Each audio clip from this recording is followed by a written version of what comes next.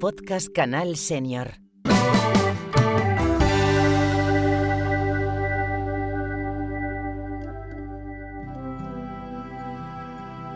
Bienvenidas y bienvenidos a este podcast de Canal Senior en el que nos vamos a detener en un tema apasionante a la par que necesario, el papel del arte en la prevención del deterioro cognitivo. Sabemos que el envejecimiento forma parte natural de nuestra vida y con él llegan cambios en la memoria, la atención y otras funciones de nuestro cerebro. Pero también sabemos que existen maneras de mantener la mente despierta y una de las más poderosas y accesibles es el arte. Pintar, bailar, cantar, escribir o incluso disfrutar de una buena película no solo nos genera bienestar emocional, también estimulan áreas del cerebro relacionadas con la memoria, la creatividad y la concentración. Lo que en resumen se puede decir que el arte es como una especie de gimnasio mental. Para hablar de este tema contamos con Pablo Cerezo, neuropsicólogo en Cognitiva, una entidad dedicada a la prevención y rehabilitación del deterioro cognitivo con la que colaboramos y os animamos a vosotros los oyentes a visitar todos los contenidos tan interesantes que hacemos con ellos. Pablo, bienvenido.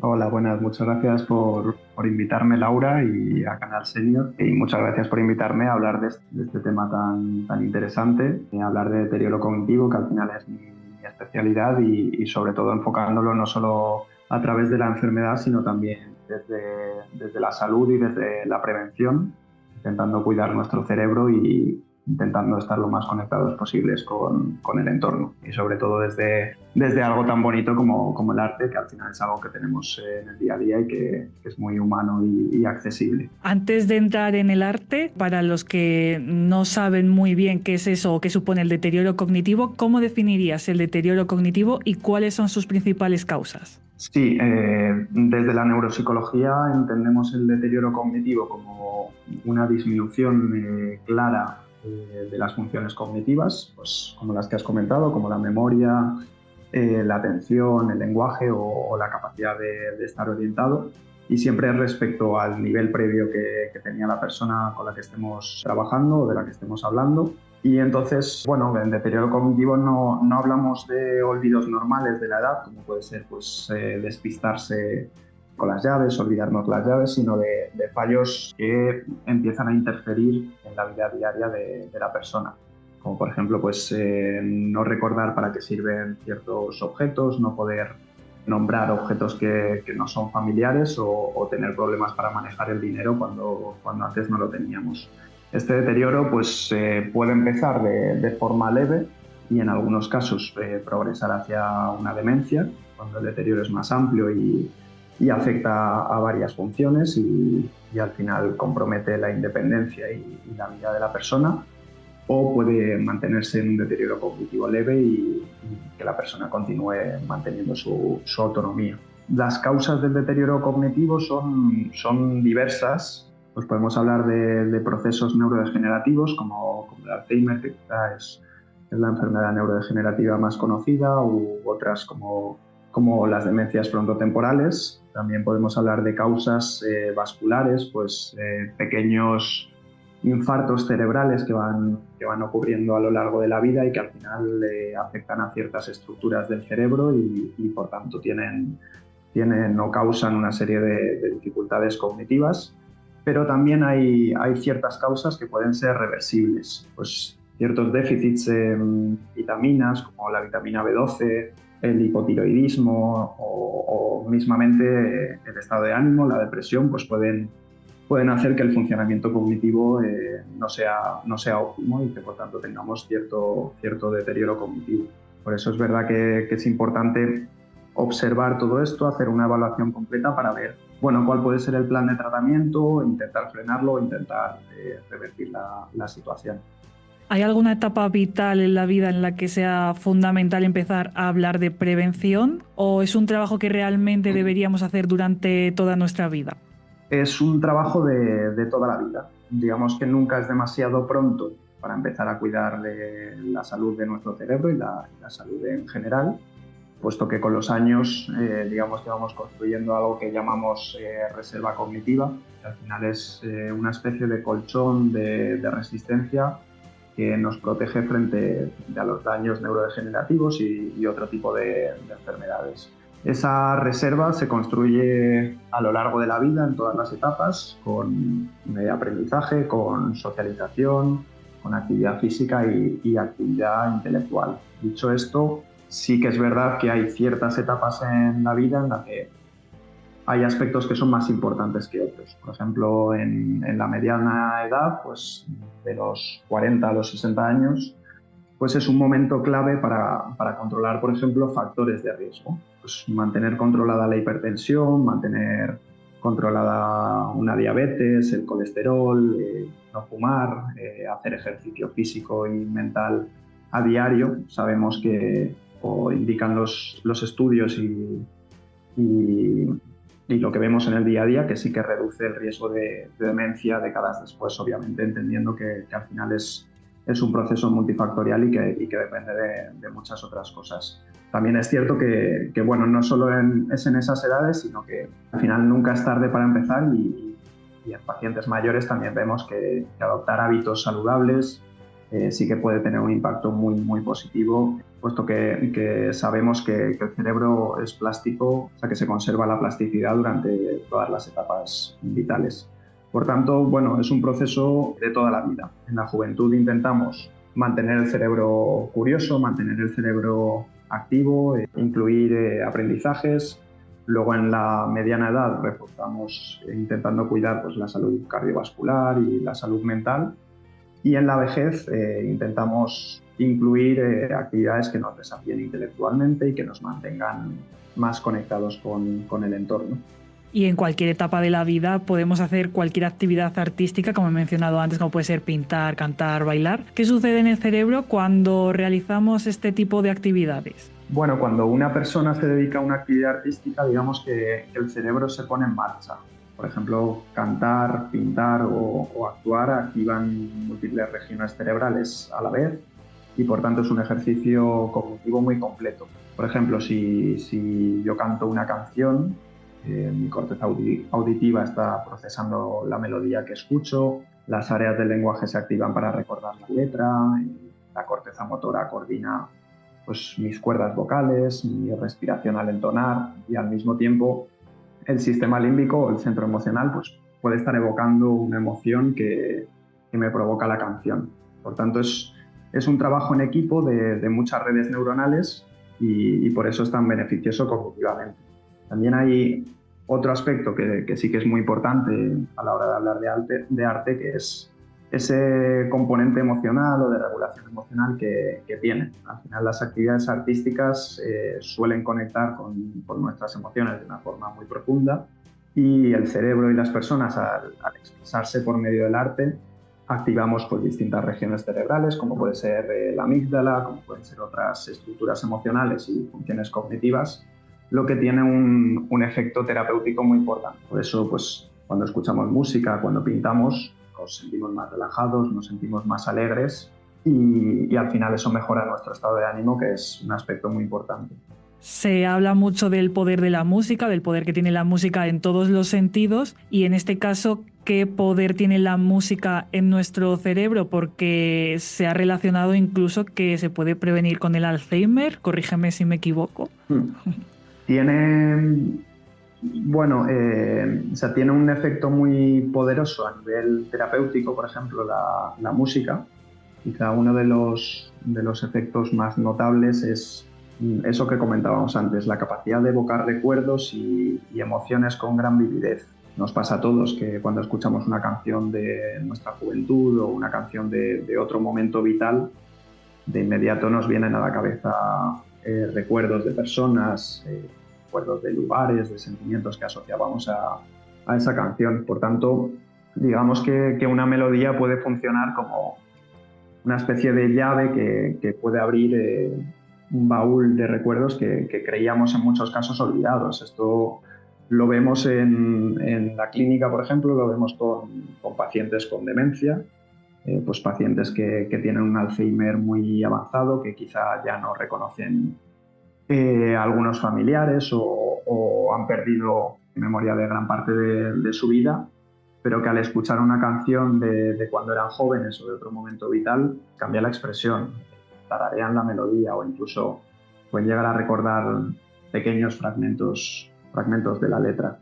Por eso es interesante ver en este tipo de casos como la memoria musical y al final la memoria artística pues suele preservarse, aunque otras memorias tiendan a fallar. Te quería preguntar por el teatro, porque bueno, a mí me llama la atención personalmente que los actores que son mayores ya, muy mayores, quizás se ve mucha diferencia entre los actores porque se dedican a eso, porque es su profesión, con una persona de la misma edad que a lo mejor se ha dedicado toda su vida a otra cosa totalmente diferente. Porque actuar, estudiar o improvisar como que da trabajo al cerebro. Entonces, en el teatro, ¿qué impacto tiene esa memorización de textos o improvisar en esa flexibilidad cognitiva o elasticidad del cerebro? Ahí en el teatro tenemos, al final es un entrenamiento muy completo para el cerebro por dos cuestiones. Una es que al final es una actividad que requiere una memorización de textos y por tanto pues tiene esa parte importante de actividad para la memoria de trabajo, que es la capacidad que tenemos para mantener información en la cabeza y manipularla. Tiene esa parte importante también de memoria verbal.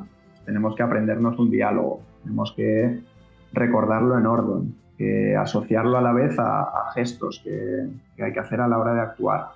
Y por tanto tiene esa parte importante de retener y de evocar información. Pero como comentabas, también tiene esa parte de improvisación que quizá no tira tanto de la memoria, pero sí que nos entrena en esa flexibilidad cognitiva, nos obliga a pensar rápido, nos obliga a adaptarnos a ciertas situaciones que pueden ser inesperadas. También nos permite dividir la atención entre uno mismo cuando está actuando y los compañeros, nos permite empatizar con los compañeros en la actuación que estén haciendo ellos y nos permite generar ideas nuevas en el momento. Entonces es verdad que sí que hay estudios que apuntan hacia que practicar teatro, memorizar, improvisar, sí que ayuda a mejorar la atención, ayuda a mejorar el recuerdo, nos permite fomentar esa capacidad de resolución de problemas, aparte obviamente de permitir involucrarnos en una actividad que aporta diversión, que aporta risa, que aporta una sensación de logro, siempre entendiendo obviamente pues, la motivación de cada uno y los gustos personales de cada uno. ¿En Cognitiva realizáis algún tipo de estas actividades así artísticas, como pintura, que también hemos mencionado antes, escuchar música, escribir? ¿Realizáis algún tipo de estas actividades? Sí, realizamos estas actividades. Al final, en Cognitiva creemos que la estimulación no tiene que limitarse simplemente a realizar fichas o ejercicios de papel, sino que tiene que ser algo más integral y más lúdico. Por eso sí que incorporamos talleres pues de arteterapia, talleres de música, talleres de escritura. Por ejemplo, este mes tenemos un taller de arteterapia y al final lo que planteamos es pintar, dibujar o realizar materiales ligado a la expresión de ciertas emociones que pues, nos permite llegar a estimular la memoria autobiográfica, por ejemplo, de los pacientes y nos permite realizar una actividad que quizás tiene ese componente de motivación que hace que lo disfruten mucho. También utilizamos mucho la música, por ejemplo, que como hemos comentado pues nos permite tirar un poco de esa memoria que a veces está olvidada. Entonces es algo muy, muy valioso porque sí que genera mucho entusiasmo en las sesiones, genera pues, mucha comunicación entre los usuarios, genera ese componente de motivación y de adherencia hacia la terapia que es muy importante. ¿Observáis vosotros como profesionales cuando os llegan los usuarios? ¿Observáis diferencias de nivel en el sentido de a lo mejor una persona que ha tocado un instrumento, por ejemplo, a lo largo de toda su vida y una persona que no? ¿Observáis alguna diferencia a nivel neuropsicológico cuando hacéis este tipo de actividades? Y en términos generales se observan diferencias claras. Sí que es verdad que habría que irse a cada caso en particular, porque obviamente pues, influyen otros muchos componentes, pero sí que se observa que quienes a lo largo de su vida, pues al final las personas que han tenido una vida estimulante, que han pintado, que han escrito, que han hecho música o que han hecho teatro, pues sí que suelen tener un mejor rendimiento cognitivo en algunas funciones, pues como puede ser la memoria, como puede ser el lenguaje, como pueden ser las funciones ejecutivas. Sí que se observa más rapidez, quizá más flexibilidad mental a la hora de enfrentarse a ciertos problemas. Es verdad que conectan muy bien con las actividades artísticas, por tanto sí que se ve una mejora en el estado de ánimo, en la motivación, y de cierta forma sí que se puede ver cierta desaceleración del deterioro o un declive más lento a lo largo de los años. Al final estamos hablando aquí de reserva cognitiva, que es lo que comentábamos antes, y que actúa como una protección. Por tanto, sí que puede ser el arte una actividad que funcione como un protector muy, muy importante frente al paso del tiempo. Y puede actuar también como un protector frente a enfermedades como el Alzheimer u de otro tipo. Ser activo mentalmente y en este caso pues participar en actividades artísticas sí que puede retrasar la aparición de síntomas relacionados con el Alzheimer, por ejemplo, o reducir el riesgo, aunque no garantiza prevenirlo al 100%. Al final las demencias son multifactoriales, entonces dependen de muchas causas, pero los hábitos de vida sí que influyen mucho. Al final mantener un cerebro activo, ya sea con pintura, ya sea con música, con teatro o con baile, pues ayuda a lo largo de la vida a construir esa reserva cognitiva y hace, obviamente atendiendo a cada caso en particular, que ciertos síntomas sí que aparezcan más tarde o que puedan aparecer con menor intensidad. Sí que hay estudios que al final hay que continuar investigando en este campo, pero sí que hay estudios que muestran que quienes tocan un instrumento, pintan o hacen manualidades, presentan menor sintomatología o la presentan un poquito más tarde, o quien toca, quien habla idiomas, al final pues sí que hay un retraso significativo en la aparición de esos síntomas. Por tanto, es un factor importante, no es, digamos, una vacuna, no evita la enfermedad, pero sí que hace que se amortigue el impacto y sí que hace que de cierta forma mejore la calidad de vida, que al final es lo que buscamos en el trabajo, en el día a día. Y para ir finalizando ya este episodio, Pablo, como consejo para los usuarios que nos estén escuchando, para así incorporar pequeñas actividades o rutinas en el día a día, si no practican todavía o quieren practicar más alguna de esta actividad artística o relacionada, ¿qué tipo de ejercicios recomendarías a una persona que quiera cuidar su salud cognitiva? Bueno, los ejercicios son muy variados. Quizás lo más importante es eso, que sea variado y que sea constante. Hacer un poco cada día, hacer un poco cada día en lo mental, en lo físico, en lo social, en lo creativo. Ideas sencillas que se puedan incorporar, por ejemplo, leer y escribir a diario. Es una actividad que ejercita mucho la memoria, que ejercita mucho el lenguaje. Juegos de palabras, sudokus, cigramas, pues actúan como un reto mental muy importante. Aprender cosas nuevas, pues ya sea un idioma, una tecnología, el uso de un instrumento, lo que comentábamos, pintar, colorear, tejer, jardinería o mismamente pues la música y el baile que al final tiene ese componente emocional, ese componente de movimiento, de actividad física y socialización. Pues son muchas las propuestas. O sea, por ejemplo, pues hacer ejercicio físico regular sí que es un factor de prevención muy importante. Pues, por ejemplo, caminar unos minutos al día, conversar, socializar, mantener el contacto con familia, con amigos o vecinos es algo muy importante también. Y al final plantearnos en el día a día pequeños retos de memoria. Un ejemplo concreto, por ejemplo, cuando vamos a la compra, pues intentar recordar la lista de la compra puede ser un buen ejercicio. Al final es proponernos pequeños retos que a la vez sean retos que se puedan disfrutar y hacerlo de forma regular. 15-30 minutos diarios, digamos que vale más y tiene mayor impacto que quizá largas sesiones esporádicas que no son tan regulares. Al final, entender el cerebro como un músculo que muchas veces pues, que necesita ejercicio a diario y a partir de entender eso, poder plantearnos esos pequeños retos es algo que sí que tiene un impacto a largo plazo muy importante en un envejecimiento activo, en un envejecimiento más autónomo y más independiente.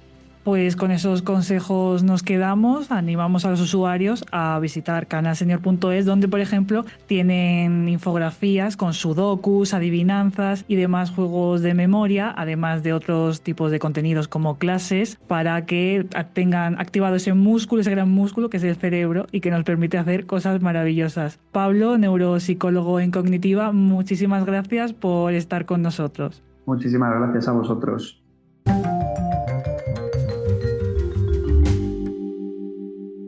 Podcast Canal Senior. Y recuerda, si no lo sabes, apréndelo.